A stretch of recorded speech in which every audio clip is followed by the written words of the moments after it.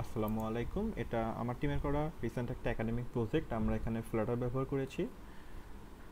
অ্যাপের নাম রেডেক্স। রেডেক্স হওয়ার কারণ আমাদের ভার্সিটিতে একটা রেডেক্স নামে একটা ফটোকপির দোকান আছে, যেখানে আমরা সাধারণত প্রিন্টিংয়ের কাজগুলো করে থাকি।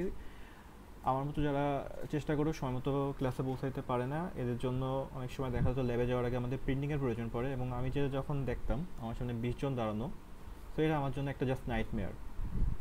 আমার অনেক আগে থেকে একটা আইডিয়া ছিল, এমন যদি কোনো একটা ব্যবস্থা থাকতো যেখানে আমি বাসায় বসেই আমার পিডিএফটা আপলোড করে দেবো এবং যে জাস্ট নিয়ে চলে যাব। সেক্ষেত্রে আমার জন্য এটা অনেক টাইম সেভিং এবং এফিশিয়েন্ট হতো। আমার অ্যাপের মেইন থিমটাও এই। সাথে আমি কিছু অ্যাডিশনাল ফিচার অ্যাড করছি। এখানে ফ্রন্ট পেজেই আমাদের লগ ইন এবং সাইন আপের পেজগুলো আছে। গুগল এবং ফেসবুক অথেন্টিকেটের অপশনগুলোও রাখা হয়েছে।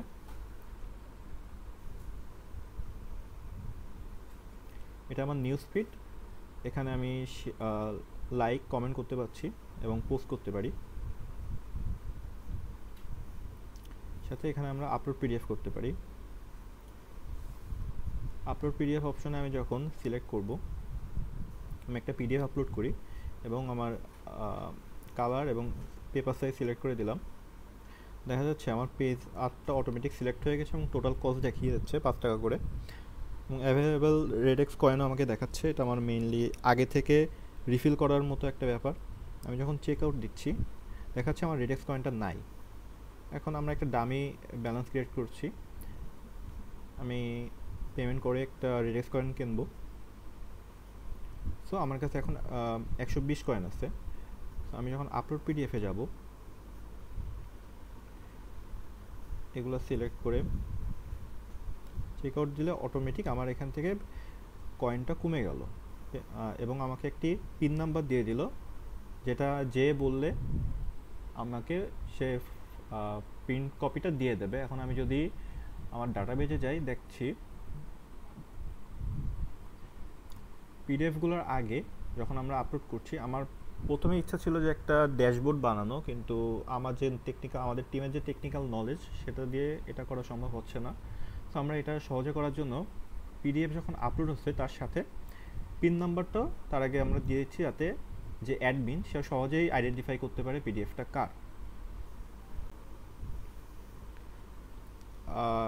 এটা আরেকটা অ্যাডিশনাল ফিচার, মেইনলি ফিচার বানানোর জন্যই করা, যাতে একটু নাম্বার বেশি পাওয়া যায়। এখানে যাদের আমার মতো চ্যাট করার মানুষ না, আপনারা এখানে চ্যাট করতে পারেন যে কোনো কিছু। এটা মেইনলি জেমিনাই এর এপিআই দিয়ে বানানো। সাথে আমরা অ্যাডিশনাল ফিচার হিসেবে চ্যাটের অপশনটা রেখেছি, যেখান থেকে আমরা ইউজার কানেক্ট করতে পারবো ইমেল আইডির মাধ্যমে, এবং আমাদের প্রোফাইলটা পুরোপুরি এডিটেবল।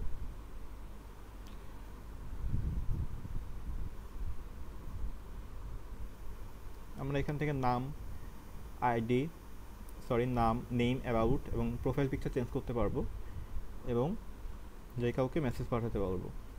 এখানে নোটিফিকেশন অপশনটাও আছে, যেহেতু আমি আরেকজনকে পাঠাচ্ছি, আমি দেখাইতে পারছি না। এটাই আমাদের অ্যাপের মেইন ফিচার। সো আমি যদি আমাদের লোগোটা দেখাই, এই লোগোটা মেইনলি আমার একটা ফ্রেন্ড বানিয়েছে, মিম। তাকে অসংখ্য ধন্যবাদ এটা এত সুন্দর করে একটা লোগো বানিয়ে দেওয়ার জন্য। এখানে রেডেক্সের আর্টটা মেইনলি একটা ফটোকপির মেশিনকে বোঝানো হয়েছে। অ্যাপ নিয়ে আমার আসলে কাজ করার আইডিয়া, আরও অনেক ফিচার অ্যাড করার ইচ্ছা ছিল, কিন্তু আমার টেকনিক্যাল যে নলেজ টেকনিক্যাল এখন যে নলেজ, সেটা দিয়ে আসলে করা সম্ভব হচ্ছে না। আমরা এখানে আমার ইচ্ছা ছিল যে অ্যাপে আরও কিছু ফিচার অ্যাড করা, যেমন একটা fund rising option, news feed, transport share, blood request, something like that. এবং আমার একটা মেইনলি ইচ্ছা ছিল একটা ভার্সিটির আন্ডারে পুরোপুরি একটা ইকোসিস্টেম ক্রিয়েট করা, যার মাধ্যমে যদি আমরা কিছু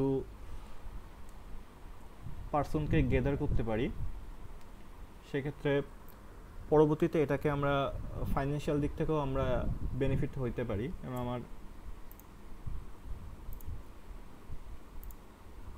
ব্যাপারটা এরকম ছিল, যদি আমরা প্রপার মানুষজন ইউজ করতেছে এরকম অবস্থায় চলে যাই, তাহলে আমরা এখান থেকে একটা আর্নিংয়ের সোর্স হিসেবে ফটোকপির একটা পার্সেন্টেজ নিতে পারতাম। আমরা স্পেশাল রুম খুলতে পারতাম চ্যাটিংয়ের জন্য, যেখানে আমাদের অফিসিয়াল নিউজগুলো আসবে, ম্যাটেরিয়াল সেল থেকে আমরা কমিশন নিতে পারতাম, লাইক দ্যাট। আমরা ডাটাবেজেও কিছু অ্যাডিশনাল ফিচার অ্যাড করছি, যেমন আমাদের মেসেজগুলো পুরোপুরি হোয়াটসঅ্যাপের মতো ইন টু এন্ড এনক্রিপ্ট করা। এটা কাইন্ড অফ ইউটিউব থেকেই দেখে করা। এটাই আমাদের মেইন ফিচার। আশা করি কারোর কোনো মতামত থাকলে দিবেন। আমরা চেষ্টা করেছি যতটুকু সম্ভব। ধন্যবাদ।